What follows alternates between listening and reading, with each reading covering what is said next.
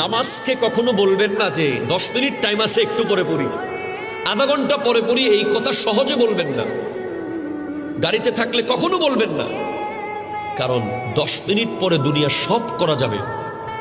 যদি আপনি 10 মিনিটের আগে 9 মিনিটের মাথায় মারা যান, কবরে গিয়ে পাশের কবরকে আফসোস করে বলবেন, ইস, এখন আসার সময় তো একটা ওয়াক্ত নামাজ নিয়ে আসতে পারতাম, বললাম না, মরে গেলাম, আনতে পারলাম না। নামাজ হলো ওই নিয়ামত যেটা আল্লাহর সাথে আপনার কানেকশন হয়। আপনি আমাকে যদি বছরে একবার ফোন দেন, আমি আপনাকে চিনব না। আমাকে যদি আপনি মাসে একবার ফোন দেন, মোটামুটি চিনব। সপ্তাহে একবার ফোন দেন, লাইন কেটে কল ব্যাক করব। ডেলি একবার ফোন দেন, বলবো তুমি কাঞ্চন ব্রিজে দাঁড়াও, আমি আসতেছি। কথা বলেন।